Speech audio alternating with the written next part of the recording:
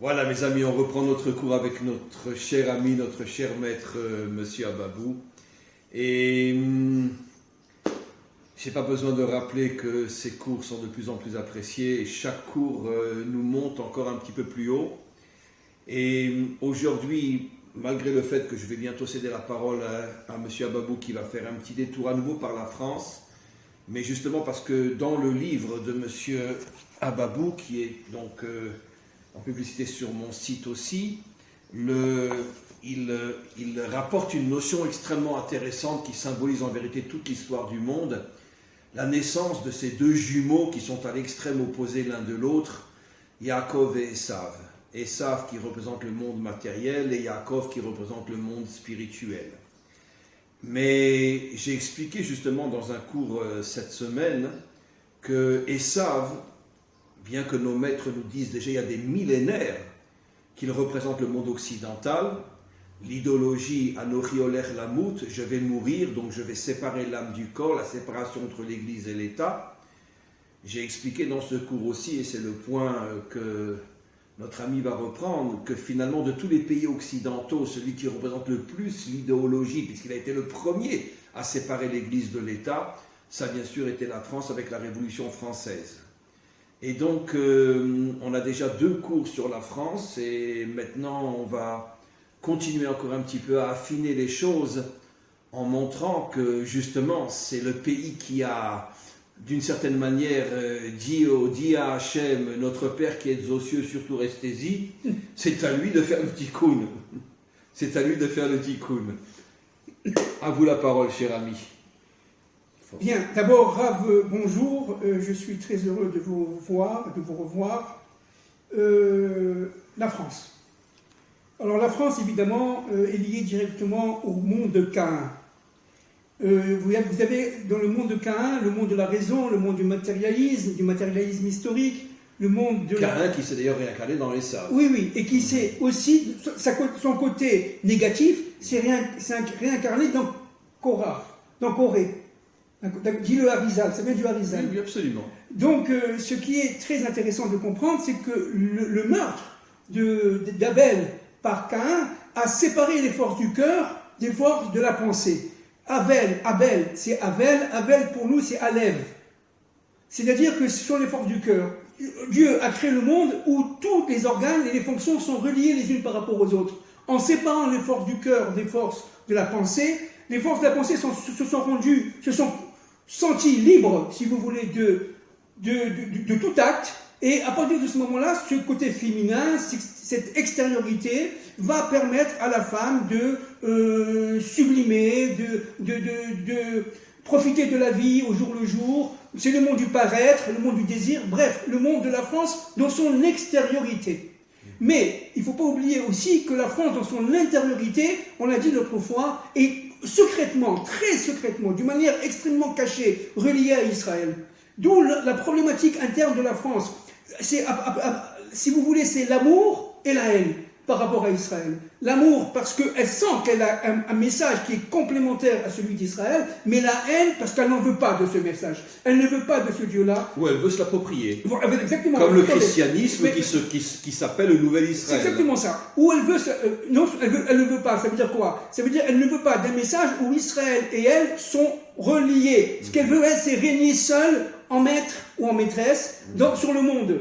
Donc, et ça c'est la Révolution française, si vous voulez, le message fondamental, c'est que cette France-là qui est reliée directement au monde de Caïn, et Caïn, encore une fois, a tué Abel, eh bien, va à l'encontre complètement du projet de Dieu, parce que lorsque il y a eu, si vous voulez, la faute d'Adam Arishon, il y a eu la séparation du projet divin et du projet humain, et cette séparation du projet divin et du projet humain a fait que le projet humain s'est senti libre du projet divin. Le projet divin étant, bien entendu, toujours omniprésent, mais complètement caché. C'est-à-dire, c'est ce qu'on appelle la religion. Ça veut dire que j'ai un besoin de m'adresser à Dieu, mais qu'il reste en haut, pas dans ce monde. Oui, exactement. C'est-à-dire que je ne refuse pas forcément la divinité, mais je veux que chaque chose a sa place. Et l'homme est tout simplement à sa place dans ce monde, n'est-ce pas? Donc, à partir de ce moment-là, je peux tout simplement faire ce que je veux selon mes forces de la raison. Ça, c'est la France. Et la rationalisation. Le pragmatisme. C'est le pragmatisme. La science. Je pense, donc je suis Descartes. Je pense, donc je suis. D'accord? Oui. Enfin, moi, je rajoute toujours je pense, donc je suis un idiot. Oui, oui. Ça, c'est moi. Je pense, donc je suis. C'est-à-dire qu'en fin de compte, en pensant, en reliant l'être à la pensée, alors que Dieu veut qu'on relie le cœur à la pensée pour faire l'être, si vous voulez, pour l'union des deux contraires, eh bien, à partir de ce moment-là, le cœur s'est senti libre de la pensée. Eh bien, le cœur, c'est le plaisir, le désir, fait ce qu'il veut. Voilà. Eh bien, voilà, c'est la jouissance, ce sont les instincts animaux, etc. Ce fameux philosophe, je ne me rappelle plus le nom, vous allez me le rappeler, qui enseignait les enseignements, un philosophe grec extraordinaire, et un jour, un élève le suit quand il est censé rentrer à la maison, et il le surprend avec une chienne. Ah oui. Oui. Oui, oui. Et l'élève lui dit, maître, oui, oui. Un si grand homme, mais qu'est-ce que vous faites? Et il lui répond cette phrase très connue, faites ce que je dis, mais ne faites pas ce que je fais. Exactement. Exactement. Ça veut dire que le cœur fait ce qu'il veut, voilà. Mais la pensée, c'est la belle vitrine. Exactement, exactement. Voilà. N'oublie pas que Socrate et Platon ont connu Rabbi Akiva. Bien sûr. Hein? C'est-à-dire qu'ils étaient en contact presque continu pour l'époque, évidemment, il y a 2000 ans. Donc, ce qu'il faut comprendre aujourd'hui, c'est que comment la France, malgré tout simplement sa haine, malgré sa désinformation, malgré son agressivité par rapport à Israël, comment malgré tout... On parle des dirigeants. Oui, mais bien sûr, évidemment, bien entendu, on parle des dirigeants, on parle évidemment de ces élites, évidemment, Rav, bien sûr. Mais comment que cette France-là va en fait créer, si vous voulez, sa propre délivrance? Comment, en fin de compte, quel est le modèle de cette France qui va, si vous voulez, s'auto-sauvegarder? Puisqu'on dit que la délivrance viendra de France. Voilà, parce que la délivrance viendra d'abord de France. Alors, il y a ici, si vous voulez, dans Josué, Yehoshua en hébreu, Yehoshua Binoun, n'est-ce pas? Josué, chapitre 2, le fameux récit de Rachav Azona.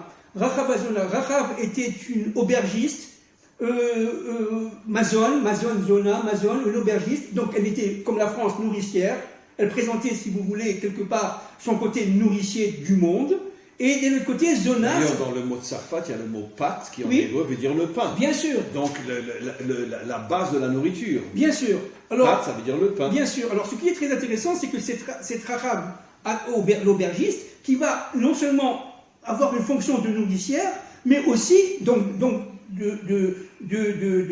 sauvegarder quelque part. Qui va être sauvée avec toute sa famille. Voilà, exactement. Parce qu'elle avait caché les explorateurs. Voilà, c'est ce qu'on va dire maintenant, c'est ça qu'il faut comprendre. Donc, et d'un autre côté, elle est zona, c'est-à-dire qu'elle est quelque part, excusez-moi, grave, prostituée. 40 ans. 40 ans, elle se donne à tout le monde, enfin, à tous les dirigeants de tous les pays. Oui, bien sûr. Pendant 40 ans, bien sûr. Elle était, Rachid le dit, elle a commencé à se prostituer à la sortie d'Égypte.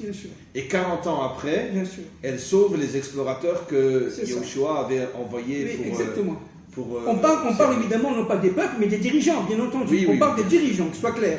Maintenant, Rachav Azona, elle va sauvegarder, elle va garder les deux explorateurs. C'est intéressant, derrière Agav, qu'en hébreu, le mot zona veut dire nourrir et veut dire se prostituer. Mais bien sûr. Parce qu'en réalité, l'homme, il a besoin de ces deux types de nourriture.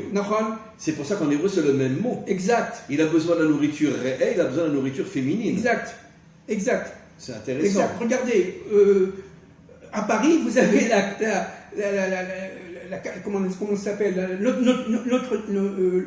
Sacré-Cœur, qui se trouve, le Sacré-Cœur, regardez, le Sacré-Cœur, les forces de Havel, le Sacré-Cœur qui se trouve en plein quartier, Pigalle, au plein quartier de prostitution. Donc, si vous voulez, voyez, c'est-à-dire véritablement, le cœur a été quelque part enfoui dans les méandres. Il y a un message extraordinaire qui nous montre comment une église qui représente l'une des églises les plus importantes de Paris, bon, à part Notre-Dame de Paris, qui se trouve dans un quartier de prostitution, c'est bien la preuve que finalement, que la séparation entre l'église et l'État, ça veut dire que le cœur n'est plus du tout dirigé par les hommes. Oui, c'est le cœur qui dirige les hommes. Mais c'est ça. Au point qu'une église se retrouve dans un quartier de prostitution. C'est exactement ça. C'est-à-dire vraiment, c'est l'extériorité de l'extériorité. Et le nom, le Sacré-Cœur. Le Sacré-Cœur. C'est-à-dire véritablement, en fin de compte, on en a fait une religion sacrée. On a fait une religion du plaisir, du désir et de la débauche. On en a fait une religion. Alors maintenant, Rachav est donc quelque part au niveau de sa racine, si vous voulez, elle est quelque part française. Maintenant, regardez, ce qui est très intéressant, c'est que, en fin de compte, elle va. Vous expliquez sur le plan spirituel. Oui, bien entendu. Elle représente la France. Bien, dans son essence spirituelle, bien entendu, dans son essence fonctionnelle et spirituelle essentielle. Mais elle va faire Teshuvah puisqu'elle va se marier Voilà. avec Yehoshua. Mais voilà, exactement. Alors, donc, elle va recevoir les deux explorateurs que Yehoshua Binoul a envoyés, parce que le peuple d'Israël est arrivé à la fin de ses 40 ans, etc. Et donc, ils vont rentrer en Eretz Israël, et cette femme-là, qui est donc d'origine non juive, elle va commencer à protéger ces deux explorateurs. Et qui est cananéenne. Donc, apparemment, le pire ennemi d'Israël. Et qui est cananéenne, exactement, et qui va protéger ces deux, malgré le fait qu'elle met sa vie en danger, elle, son père, ses enfants, ses frères et sœurs, etc., et toute sa famille, pour pouvoir sauver, en fin de compte, le plan d'Israël, le plan de Dieu. Et c'est une chose extraordinaire. Elle dit, et là, je le cite, d'accord, l'aubergiste dit à ses hommes, je sais que l'Éternel, Yudke Vavke, vous a livré le pays. C'est-à-dire, c'est une femme qui a fait un travail intérieur extraordinaire. Elle est passée jour après jour dans son travail intérieur très profond du monde d'Elohim, du monde de la nature, du monde des sciences, du monde de la raison, du monde de Caïn, au monde de Abel. C'est-à-dire, elle a réussi à comprendre que dans le plan humain, il y a un plan divin caché. Elle a compris que dans le monde d'Elohim, Yudkevavke est toujours présent, omniprésent. Donc après de ce moment-là, elle a dit, mais attends, mais ça fait partie d'un plan, je vais vous protéger. Et elle a aussi sans doute accepté de comprendre que finalement c'est les Cananéens 400 ans auparavant qui avaient volé la terre aux descendants de Shem. Ah oui, absolument. Donc Israël elle avait fait compris. partie. Elle avait compris. Donc c'est normal qu'on vous redonne votre terre. Elle avait compris, exactement. Elle avait compris. Son travail intérieur, comme l'a fait Ruth, comme a fait d'autres femmes, n'est-ce pas, extraordinaires, eh bien, son travail intérieur, Tsipora, par exemple, dans son travail intérieur, eh bien, cette femme, Rachav Azona, a sauvé les Juifs. C'est-à-dire que véritablement, elle a menti aux nazis, j'allais dire, hein, n'est-ce pas? Et on parle de la Shoah là, et elle a risqué sa vie pour sauver des Juifs. Ben, en Allemagne, on a eu le fameux qui est enterré sur le mont Sion, bien sûr. Il s'appelait Schindler. Bien sûr. Schindler. Non, mais c'est incroyable. Bien sûr. Et en Israël, qui on a eu? Bien le sûr. fils du Hamas, le fils du fondateur du Hamas, exact. Qui a travaillé avec le Mossad pendant des années. D'accord. On retrouve ce schéma Je partout. crois qu'il y a un petit-fils de Goebbels qui est en Israël. Ou je me trompe? Et la petite fille, la nièce de Himmler s'est convertie en Israël. C'est ça. Et je crois aussi qu'il y a un descendant de Goebbels qui est venu se convertir en Israël. Oui, je l'ai vu, je l'ai entendu. Donc vous comprenez que... Donc on voit que toujours de la source de la haine sort une étincelle exact. Qui revient vers Israël. Exact. Et le premier schéma, c'est Rachav. C'est ça. Exactement. Donc, comme vous savez que la Torah est complètement codée, c'est-à-dire véritablement qu'en fin de compte, Akadosh Baruch Hu nous envoie des signaux à travers les siècles, les générations et les civilisations, de manière à dire, attention, cette femme-là, en fin de compte, qui, au niveau spirituel, bien entendu, représente les forces de Caïn, les forces de la France, les forces du Cananéen, eh bien, elle va reconnaître le Dieu d'Israël et sauver les deux explorateurs, ça veut dire permettre, en fin de compte, à Israël de retrouver sa terre. C'est fou. Vous savez que nos maîtres expliquent que avant la conquête, Yehoshua a envoyé 7 lettres aux 7 peuples cananéens pour leur dire on vous laisse quelques semaines, si vous voulez partir, on ne vous fera rien. Absolument. Le Girgashi est parti. Et nos maîtres expliquent, et surtout à la fin de Obadiah, qu'ils sont partis, le Girgashi, je vous apprends quelque chose d'absolument extraordinaire, et ils se sont divisés après. La majorité se sont installés en Allemagne et l'autre en France. Vous comprenez pourquoi on dit mon cousin Germain? Oh, c'est fort ça. Mon cousin Germain. Mais voilà. Mais parce que c'était les deux enfants des deux frères qui, un s'était installé en Allemagne, l'autre s'était installé en France. Et même les Français ne savent pas pourquoi on dit mon cousin Germain. Parce que c'est un peuple cananéen, donc ça confirme ce que vous dites. Ça veut dire qu'une partie des Cananéens sont devenus français. Exact. Exactement. Et qui est dans ces élites-là, qui est, si vous voulez, Amalek, qui sont les forces, ce sont les forces, en fin de compte, les forces de Ham, qui sont véritablement au sommet et qui ont utilisé par les forces d'Amalek la haine. C'est-à-dire qu'en fin de compte, les élites, on peut dire aujourd'hui le gouvernement français, etc., sont imbus de haine. Ils sont pleins de haine sourde, rusée. On parle du serpent, n'est-ce pas, de Bereshit. Ils font tout en douceur. Actuellement, ils sont encore en train de sauver nos ennemis. Partout où ils sont, c'est incroyable. Alors que moi je sais en tant qu'économiste que l'Occident, et notamment la France, n'a pas un sou. Donc, ils sont pour détruire Israël, ils trouvent des voilà, pour détruire Israël. Et actuellement, ils sont en train d'essayer de détruire Israël de l'intérieur. Bien sûr. Donc, ça, alors, Rachavazona a compris le mécanisme de l'histoire, elle a compris la dynamique, elle a compris que derrière tout ça, il y avait un plan, et elle a compris tout simplement que la terre d'Israël était fondamentale pour la résurrection la vérité, du monde. De l'humanité tout entière. Voilà, du monde entier, de l'universel. Si Israël ne s'en sort pas, l'humanité ne s'en sortira pas. Exactement, c'est tout le problème. Et donc, si vous voulez... Et pourquoi les dirigeants veulent détruire Israël? Parce qu'ils ne veulent pas que l'humanité... Ils ne veulent pas que les peuples relèvent la tête. Exactement. C'est ça un dirigeant. C'est exactement Qu'est-ce que c'est un dirigeant? Exactement ça. Baisse la tête et écoute-moi. Et c'est pour ça que Rachav va se marier avec Yeshua ben Nun. Elle va se marier avec le dirigeant d'Israël. Avec le dirigeant d'Israël. Vous avez compris? Oui. C'est fou, voilà. C'est vrai ce que je voulais dire. Non, mais c'est une allusion à ce que nos maîtres expliquent. La délivrance viendra de France. Voilà. Il va y avoir des étincelles. C'est ça. À des niveaux les plus hauts au niveau français. Exactement. Qui vont s'allier à Israël. Exactement. Et au niveau du peuple, ça va suivre. C'est-à-dire que tous les gens qui ont sauvé, et il y en a beaucoup en France, qui ont sauvé des Juifs, pendant la Shoah, pendant la guerre et avant, n'oubliez pas que pendant l'affaire Dreyfus, il y avait quand même beaucoup de Français qui étaient pour Dreyfus. Zola, et il n'y avait pas que Zola, mais à partir de ce moment-là, eh bien, ces gens-là qui ont compris qu'il y avait un plan directeur, n'est-ce pas, qui ne sont pas juifs, protestants ou tout ce que vous voulez, ou catholiques, tout ce que vous voulez, eh bien, ces gens-là vont avoir la lumière intérieure, le Or Aganus, comme on dit, la lumière intérieure qui va s'allumer et qui vont tout faire comprendre, ils vont balayer l'effort du mal, ils vont balayer l'effort de haine et qui vont comprendre qu'en Israël, il y a quelque part, avec elle, le Hémet à construire. Et c'est ça le Mashiach, c'est-à-dire ce sont ces forces-là qui vont se réveiller, qui vont dire mais attends, et ça vient de quelque part de Rachav Azona. Qui est le makor du retour des ennemis d'Israël, enfin une partie des ennemis d'Israël, une partie qui reviennent, oui, parce que c'est le fameux arbre du bien et du mal. C'est ça. Il y a du bien, il y a du mal. Le mal ne reviendra pas. Exact. Mais le bien qui était, on pourrait dire, capturé par le mal, enfui dans le mal, lui va revenir. Il va revenir. Et c'est pour ça que Rachav, finalement, 40 ans de prostitution, elle se convertit d'une manière tellement sincère que le dirigeant d'Israël, Yehoshua, accepte de l'épouser, alors que pendant 40 ans, elle a été avec des milliers d'hommes dans la prostitution. Absolument. Parce qu'il comprend que c'est un retour avec une telle sincérité qu'il en fait son épouse. Exactement. Mais c'est ça le couple Israël-France qui se reconstitue à la fin des temps de l'histoire. C'est exactement ça. Voilà. C'est fou.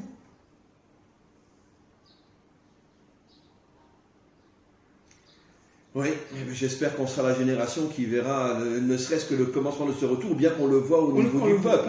Puisque en France, comme vous le savez, il y a un réveil au niveau du retour vers la Torah, pas pour se convertir, mais aujourd'hui, je veux dire, ce sont des dizaines de milliers de Français qui ne veulent écouter que des cours de Torah. Que des cours de Torah. Partout, dans toutes les villes, même dans des villages perdus. Oui, je vois très bien que les personnes qui achètent mon livre font partie des nations et qui sont dans des, comme vous dites, dans des villages perdus. Oui, dans des villages perdus. Parce qu'ils sont tout simplement interpellés de l'intérieur, allumés de l'intérieur par le message d'une Torah de la délivrance. Bien sûr. À partir de Jérusalem. Bien sûr. On va revenir, si vous le voulez bien, sur cette notion dont vous parlez dans votre livre. Donc les deux jumeaux, Yaakov et Esav, sont les représentants finalement de cette séparation entre, on va dire cette fois-ci, la synagogue et l'État. Esav dit « ce monde est à moi », comme le dit le Midrash, et il dit à Yaakov « toi prends le ciel ». Et Yaakov lui dit « non, moi je veux et le ciel et la terre ». Et il y arrivera. Ce fameux verset où quand il prend les bénédictions de son frère, qui ne lui revenait d'ailleurs pas à son frère, qu'est-ce que lui dira son père? Akol Kol Yaakov, Yadaim, Yedé Esav. Tu es enfin arrivé, Yaakov, à être un homme authentique. Un homme authentique. Voilà. Enfin, l'union entre Esav et Yaakov. Voilà. Exactement. Parce que ton intériorité, c'est Yaakov. Mais ton extériorité, c'est Esav. Ça, c'est l'homme authentique. C'est exactement ça. Ça, c'est l'homme authentique. Oui. D'ailleurs, vous savez que le Hari Akadosh révèle, c'est marqué clairement que Léa devait épouser Esav. Bien sûr. Or, on dit que c'est Hachem qui fait les Ivougim. Bien sûr. Comment se fait-il qu'elle est partie chez une maîtrise? Parce que Yaakov avait une partie de Esav. Mais bien sûr. Elle s'est mariée avec la partie de Esav. Avec la partie Esav de Yaakov. Voilà. Exactement. Donc en fait, Yaakov était marié avec Rachel. Et Léa était mariée avec le bon côté de Esav qui était dans Yaakov. Oui, mais c'est obligatoire. Pour qu'il y ait la Géoula chez les pour qu'il y ait l'élément chez les la délivrance finale, il faut absolument relier les deux frères. Et dans Esav, vous avez Yaakov. C'est la même chose. Donc Rachavazona, c'est ce côté, si vous voulez, quelque part, Esav, le bon côté d'Esav, qui revient parce qu'il y a le côté Yaakov qui est en elle. Vous comprenez, qui revient. Cette lumière intérieure qui était dans Rachavazona, n'oubliez pas, c'est une prostituée, c'est une aubergiste, n'est-ce pas? Eh bien, elle a travaillé à l'intérieur d'elle-même, jour après jour, pour faire réunion. C'est ce qu'a fait Yaakov, mais c'est ce qu'elle n'a pas fait à Esav. Esav le fera à la fin. Vous savez, j'ai oublié de vous dire quelque chose que je me rappelle maintenant, ayant cité le Hari Akadosh. C'est que le Hari Akadosh fait la Gematria de Rachav, et Rachav Gematria 210, le nombre d'années que Israël a passé en Égypte. Bien sûr.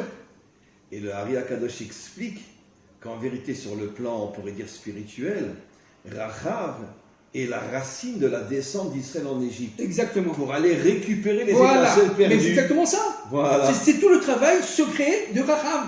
Exactement. Et elle est descendue chez les Cananéens en Égypte le plus profondément possible, de manière à réunir. Mais en réalité, c'était une âme d'un niveau extraordinaire que les clipotes ont fait tomber dans l'abîme de la débauche. Voilà. Pour qu'elle ne se réveille pas. Exactement. Et finalement, en se réveillant, elle est devenue la femme du leader d'Israël. Et n'oublions pas que Ruth est aussi, qui était quand même une princesse, la fille du roi de Moab. Je sais pas, les Moabites, c'était terrible. Les pires ennemis d'Israël. Ils étaient interdits d'ailleurs de se convertir, les hommes, pas des hommes, bien entendu des hommes. Donc Ruth elle-même, c'est l'ancêtre, l'arrière-grand-mère du roi David. Enfin, je sais pas vous rendez compte. Ça veut dire qu'en vérité, partout où il y a un mal absolu, se trouve là-bas caché des étincelles d'un niveau incroyable qui ont été capturées par celui que vous avez cité récemment qui a écrit le livre Le Retour d'Israël. Abraham Livni. C'est pas un Français catholique qui est devenu un grand maître en Israël. Bien sûr. Ça veut dire que ce sont des âmes d'un niveau incroyable qui sont capturées, qui tombent le plus bas possible, et après elles arrivent à se réveiller et revenir. Et comme par hasard, ce qui a réveillé monsieur, j'allais dire l'immense Abraham Livni, c'est la Shoah. Il avait 20 ans, il était tout jeune. Il disait, mais attends, c'est pas possible. Tout ce que il était jésuite, tout ce que j'ai appris chez les jésuites, mais enfin ça ne tient pas la route, puisque de toute façon, regardez, personne n'a bougé, pratiquement personne. Oui, c'est la Shoah qui lui a fait faire teshuva, lui. Mais vous savez combien d'enfants de nazis sont montés en Israël après la guerre, se sont installés à Migdal, à côté de Tibériade, et se sont convertis et sont devenus aujourd'hui des juifs. On ne pourrait même pas imaginer d'où ils viennent, que leurs pères c'était des officiers nazis. Bien sûr. Ça veut dire, c'est encore une fois des étincelles qui tombent dans la plus grande obscurité, pour qu'elles ne se dévoilent pas. C'est ça. Exactement. Ça fait partie du combat du mal contre le bien. Bien sûr. Et le mal enveloppe le bien de manière à ce qu'il soit plus visible. Et en étant plus visible, il n'existe pas. Et attention, le mal se fait passer pour le bien.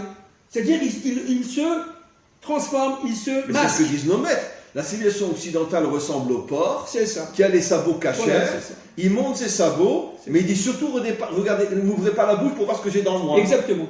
Puisqu'il y a le signe extérieur, le signe intérieur. C'est exactement ça. La vitrine du monde occidental est la plus belle de toutes les vitrines de l'histoire. C'est ça. Liberté, fraternité, égalité, etc. Mais en vérité, si tu rentres dans le magasin, t'es mort. C'est ça, exactement. C'est pour ça que notre travail à nous, et Rachav l'avait compris, c'était tout simplement de faire l'union de Esav et de Yaakov, des deux frères, le côté Esav de Yaakov avec le côté Yaakov d'Esav, et réciproquement. Et à partir de ce moment-là, c'est pour ça que Yitzhak pensait que de Esav sortirait le Mashiach ben David.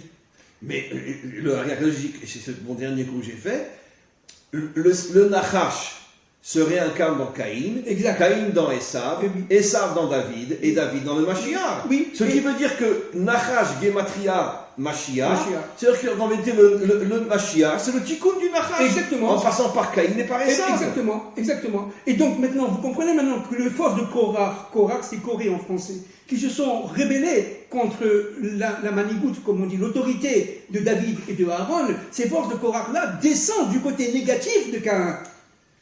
Et ça, c'est le Harizal qui le dit. Vous savez ce cours à quoi il me fait penser?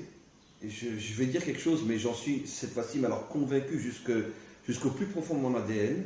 Et moi, je suis convaincu, le Mashiach, on ne sait pas qui ce sera, mais je suis convaincu que son épouse sera française. Et bien sûr, Son épouse sera française. absolument. Puisque l'union entre Israël et les nations, c'est l'union entre l'homme et la femme. Absolument, absolument. Et donc, je suis convaincu Absolument. que la femme du Mashiach sera française. Moi, je suis plus convaincu, je suis certainement convaincu. Ça, j'ai toujours été convaincu de ça. Au moins de... Comme Rahab qui se marie avec Comme Yoshua. Rahab qui se... Voilà, exactement. Et c'est exactement ça. Et donc, la France et Israël ne peuvent revenir l'un vers l'autre que lorsque la femme du Mashiach, française, aura fait son propre tikkun intérieur, sa propre unité intérieure, son propre aleph, son propre unité, entre son extériorité de française et son intériorité, j'allais dire, d'hébreu. Et tout ce travail-là, au jour le jour de la femme du Mashiach, eh bien, c'est un travail au cours des millénaires, mais elle va le faire dans une vie extrêmement courte et qui va tout simplement l'amener à sa propre unité, et enfin, le couple initial, Adam et Ève, reviendra grâce au travail de cette femme-là, qui sera la femme du Mashiach ben David. Non, mais de toute façon, on dit que le couple Mashiach et son épouse qui sera C'est française, Adam qui revient. c'est Adam Adam et et Ève Ève qui qui reviennent. reviennent, exactement. Pour terminer le tikkun. Exactement. Et donc, Rava sera une française. Oui et oui. C'est fou. C'est incroyable. C'est incroyable et c'est vrai. Et c'est sûr et certain. Et bien sûr que c'est ça, bien sûr.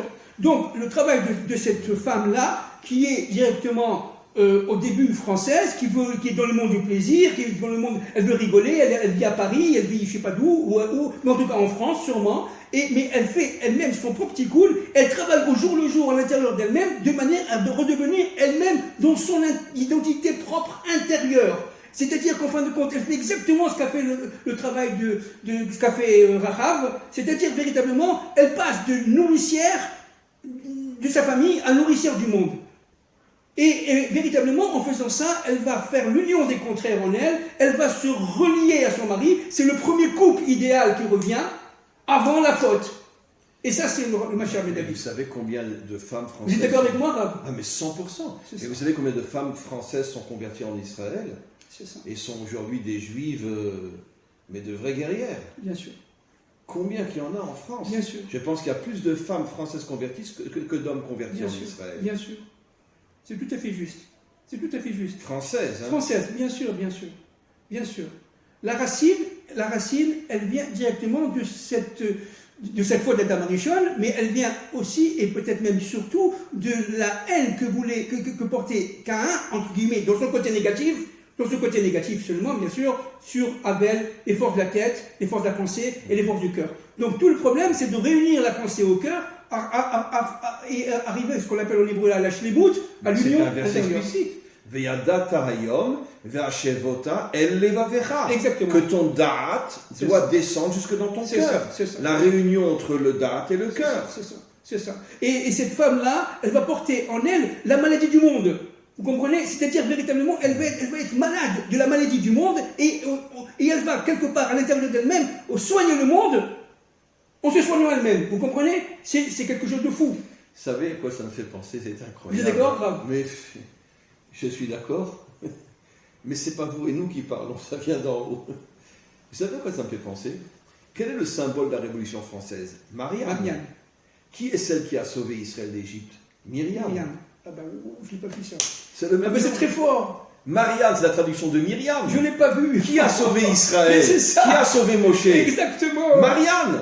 Myriam, exactement. C'est le même nom. Mais oui, c'est fou. Mais c'est incroyable. C'est incroyable. C'est incroyable ce qu'on est en train de Ah révéler. ben oui, mais Ça veut dire que la Torah fait déjà il y a 4000 ans une allusion À Marianne. Mais c'est pour ça que c'est Myriam qui a la première, après l'ouverture de la mer, la brise. Mais c'est elle qui a lancé la délivrance. Depuis la naissance de Moshe, même avant, puisqu'elle a demandé à son père et sa mère de retourner l'un vers l'autre, parce que pour se battre contre les lois de Et celle qui lance la Révolution française, c'est une Marianne. C'est une Marianne. Marianne étant Marianne. Oh, ça c'est très fort, là. Hein. Ça, je ne l'ai pas vu du tout, hein. Bravo. Donc c'est ça. Donc il y a une souva de la France. On voit qu'il y a des allusions incroyables dans la Torah, comme quoi la France a un rôle incroyable à jouer dans la délivrance. Exactement. C'est très fort, ça. Oui. Donc on comprend pourquoi Yitzhak voulait absolument récupérer ça. Mais bien sûr. Mais évidemment, parce qu'il savait que ça passe par lui. Mais bien sûr. Mais qu'est-ce qu'il a dit, sa femme Rebecca en français? Elle a dit, mais mon mari, chéri, le côté Esav est dans Yaakov. C'est-à-dire, il faut d'abord faire d'abord le travail de Yaakov, que Yaakov fasse son travail. Et à partir de ce moment-là, lui, il va ramener à la fin des temps Esav. Il va le ramener. Parce que Esav, lui, c'est un chasseur, c'est un profiteur de la vie, du désir. Il vit au temps présent. Il a le potentiel de David. Il a le potentiel de David. N'oublions pas que David ressemblait à Esav. Il était rouquin. Il était rouquin. Exactement. Exactement. Mais quand Shmuel, Hachem lui a dit, c'est lui le nouveau roi, voilà. Qu'est-ce qu'a dit Shmuel? Il lui a dit quoi? C'est un midrash. Tu veux nommer Esav à la tête de ton peuple? Exact. Et Hachem lui a répondu, il y a une différence. Parce que Esav, le premier, il fait tout selon sa volonté à lui, et lui, il fera tout selon la volonté de son égrine. Mais c'est ça. Alors, c'est quoi David? C'est Esav qui fait tchouva. Mais bien sûr. C'est Esav qui revient vers Dieu. Donc le Mashiach ben David, c'est David, par l'intermédiaire du couple France-Israël, qui retourne vers Dieu. D'ailleurs, le plus grand ami d'Israël jusqu'à la guerre des 6 jours, c'était la France. Et c'est eux qui nous ont aidés à avoir ce qu'on ne doit pas dire. Mais bien sûr. La bombe atomique. Et c'est eux, c'est grâce à eux qu'on l'a eu. Bien sûr. Voilà, donc c'est fondamental. Alors maintenant, ce tikkun, cette réparation du monde, ne peut se faire que grâce à... Alors comment finalement l'union entre Esav et... D'ailleurs, c'est la fin de Badia. Va'alu Moshim be'ar Tzion, nishpot et ar Esav. Et nos maîtres disent, donc, les Juifs monteront sur la montagne de Tzion pour juger la montagne de Esav, mais nos maîtres disent, juger, c'est pas détruire. C'est ça. Juger, ça veut dire, venez, on va discuter, on va faire le point. Exactement. Il y a des bons côtés chez vous, des bons côtés chez nous, des mauvais côtés chez vous, des mauvais côtés chez nous. Exactement. Parce que dans tout jugement, c'est jamais tout noir, tout blanc. Exactement. Mettons ensemble les forces du bien. Réunion. C'est ça le mishpat. Réunions-nous, c'est ça. Ça veut dire réunissons-nous. Et tout de suite, le verset qui suit, et Hachem sera roi. Absolument. Ça veut dire que, et comme Esav représente la France, exact. Puisque c'est la séparation entre l'Église et l'État. Au niveau de la racine, oui. Au niveau de la racine. Oui. Puisqu'il a dit Anochi Olech Lamout, je vais mourir. C'est mon idéologie, c'est l'idéologie de la mort, la séparation entre le monde en haut et le monde d'en bas. La Révolution française. Donc ça veut dire que finalement la délivrance finale dépend de la réunification entre Israël et la France. D'où le travail secret de la femme française du Mashiach ben David. C'est exactement ça. Et c'est de ce travail secret que sortira la Géoula Shelema, c'est-à-dire la rédemption du monde. D'autant plus raison que puisque, à vision humaine, c'est elle qui a été la première, on pourrait dire, qui a déclenché la faute, ça sera à elle de la réparer. Exactement. Donc elle va peut-être, et d'ailleurs je le dis souvent dans mes cours, nous on dit toujours Mashiach, mais j'ai déjà dit une dizaine de fois dans mes cours qu'en vérité le vrai Mashiach, c'est pas l'homme, c'est la femme. Absolument. Ça sera cette énergie cachée. Absolument. Qui, elle, va être, on pourrait dire, la force principale de la délivrance finale. Bien sûr, et cette femme-là va se réunir à son mari enfin. Ce serait le couple idéal que veut Dieu. À partir de ce moment-là, cette femme-là qui a fait son travail se mariera avec son mari vraiment, faisant l'unité. Et à partir de ce moment-là, l'unité du monde revient. C'est-à-dire que sans la femme du Mashiach, sans ce Mashiach-là, il n'y a pas de reconstitution des familles de la terre d'avant la faute. Et au niveau universel, n'est-ce pas, les nations attendent. Qu'est-ce qu'elles attendaient? Elles attendaient que la femme fasse son travail. Et ça, c'est pour ça que c'est pour ça que les forces du mal ont toujours écrasé la femme. Absolument. Ou l'ont transformée en prostituée. Ah oui, mais absolument. C'est Rachab Azona. Voilà. C'est Rachab Azona. Pour l'empêcher de faire son travail. C'est pour ça que le Nachash est attaqué à la femme et pas à l'homme. Parce qu'il sait que toute la délivrance, tout le tikkun du monde dépend de la femme. Elle est appelée la couronne de son mari. Oui, absolument. Et seulement, c'est la couronne de son mari. C'est exactement ça. Ateret Bala, Ateret Bala. Concrètement, comment vous voyez cette possibilité de retour entre Israël et la France? Il va y avoir des événements. Entre Jacob et Esav. Il va y avoir des événements en France très très sérieux, très graves, qui vont faire tout simplement réveiller le peuple, réveiller ces âmes, les âmes qui sont reliées directement à Rachav Azona, qui vont commencer à comprendre. Il va y avoir un risque de guerre civile, un risque de soulèvement très profond, qui fait que... Oui. Vous savez combien de policiers français sont fait égorger récemment en France? Malheureusement. La dernière, c'était une femme. Malheureusement. Qui s'est fait égorger. Malheureusement. Il risque d'avoir une guerre civile pour une raison très simple. C'est que les soubassements, les fondements de la France sont minés. Les soubassements de la France, au niveau structurel, on le voit au niveau économique, au niveau structurel, au niveau systémique, au niveau même idéologique, il n'y a plus rien, c'est un vide. Donc à partir de ce moment-là, vivre en France, c'est vivre quelque part dans un monde clos, ainsi c'est l'Égypte, un système clos qui reçoit les plaies, qui n'a pas la capacité de répondre à ces plaies, et on attend qui? On attend Moshe. Moshe étant évidemment le Mashiach ben David. Donc, cette force-là qui va venir de France, de ces gens simples, comme j'allais dire, le bon peuple, le tiers-État, on dirait, avant la Révolution française, ce sont ces gens-là qui vont se rébeller. Aujourd'hui, à l'époque, on dirait le tiers-État, on dirait aujourd'hui, comment il s'appelle ce mouvement en France les gilets jaunes. Oui, bien les gilets jaunes, ces gilets jaunes. Et aujourd'hui, ils se sont fait récupérer. Oui, mais bien sûr, parce que d'abord, c'était pas le temps, et deuxièmement, et surtout, ils n'avaient pas la force encore. Ils étaient encore. Mais quand il va y avoir l'effondrement même au niveau économique, monétaire, les banques, etc., dans le monde entier, et particulièrement en France, ben le peuple va se réveiller. Bon, vous savez à quoi je pense maintenant?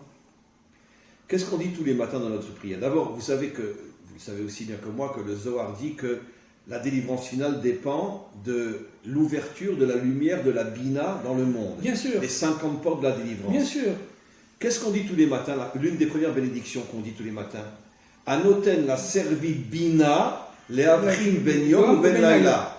Il a donné l'intelligence au coq, d'accord, c'est la traduction littérale, de faire la différence entre le jour et la nuit, puisque le premier qui commence à se réveiller, Cocorico, très bien.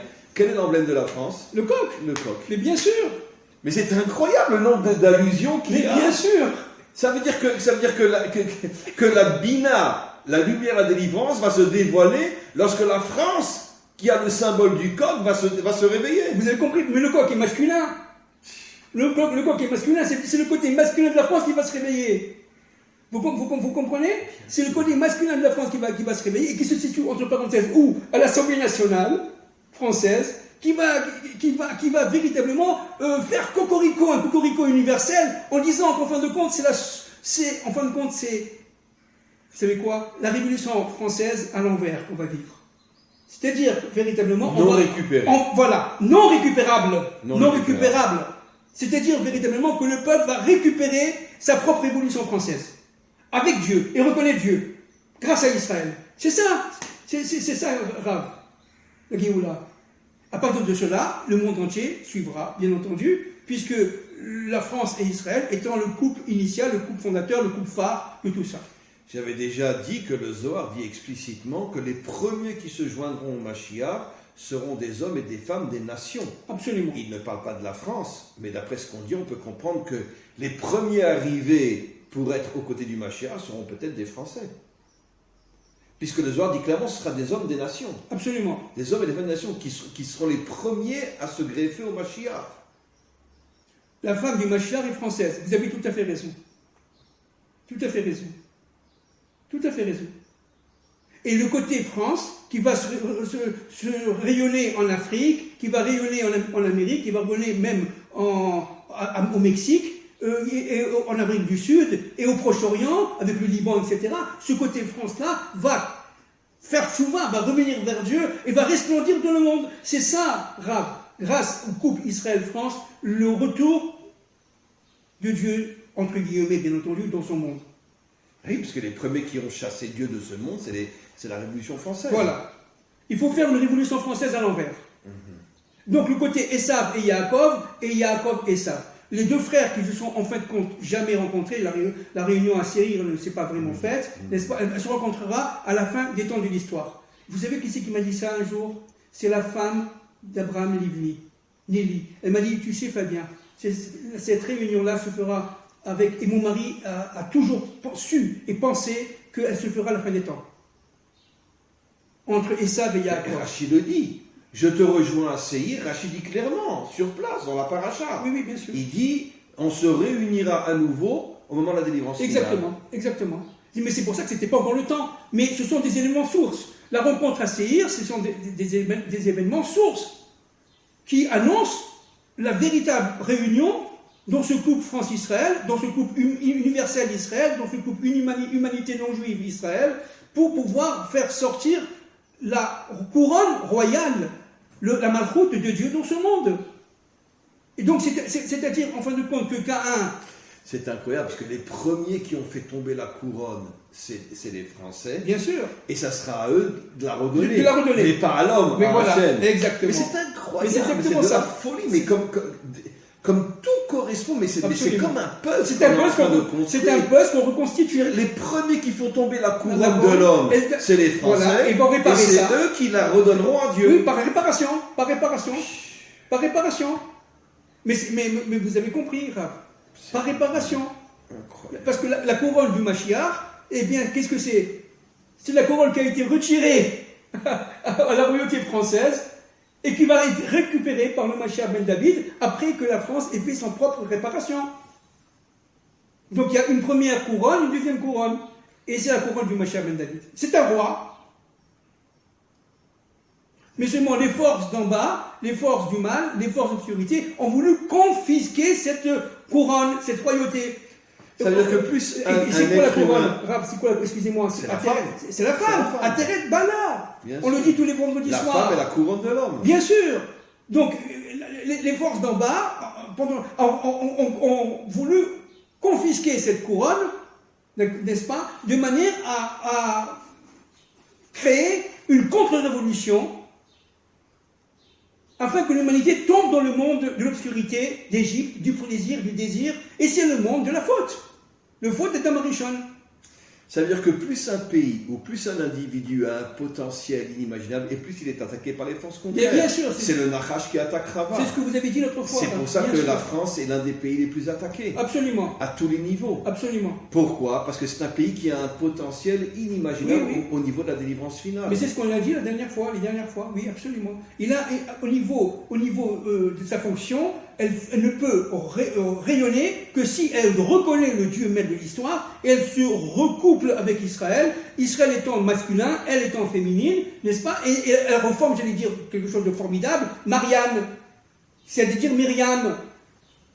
Et elle fait le tikkun. La matrice de la délivrance. C'est la matrice de la délivrance. Marianne, Myriam. Parce que sans Myriam, il n'y aura pas eu Moshe, puisque le père et la mère ne voulaient pas aller ensemble.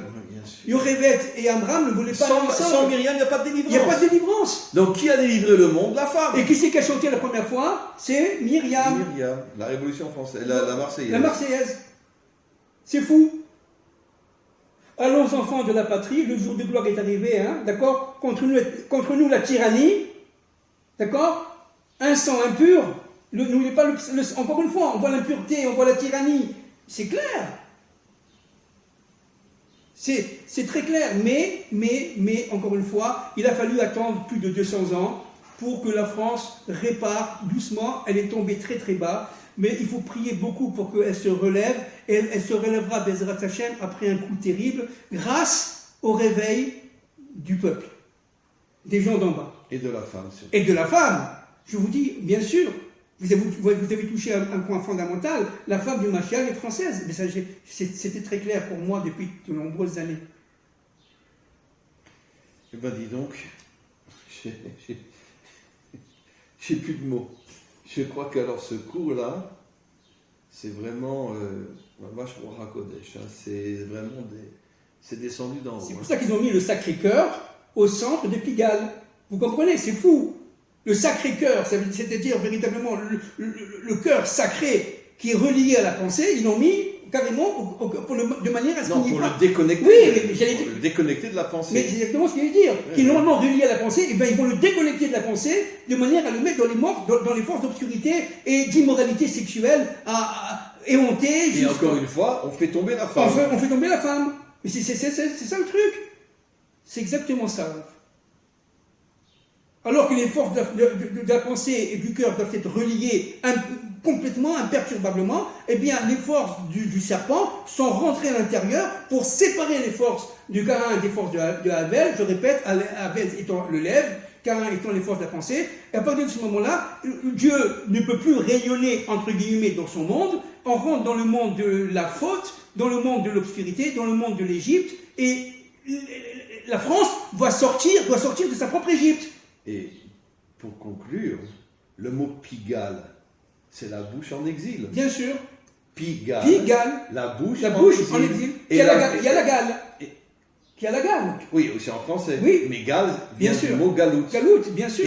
Et la Gal, bouche. le monde de la roue. Le monde de la roue. Et la bouche représente la malchoute. Malchoute paix. Exact. Et la malchoute, c'est la femme. Exactement. Donc c'est pas pour rien que c'est là-bas le centre de la prostitution à Paris. Exact. Pour nous faire comprendre que les forces du mal font tout pour faire tomber la femme. Exactement. Exactement. C'est pour ça que la France est en danger. Là. Il faut qu'elle se réveille. La France est en grand danger. Ah, aujourd'hui, plus que jamais. Aujourd'hui, croyez-moi, la France est plus en danger qu'Israël. Bien sûr. Croyez-moi. Par rapport à une destruction intérieure. Bien sûr, bien sûr, bien sûr, bien sûr. Écoutez, alors là, il n'y a plus de mots.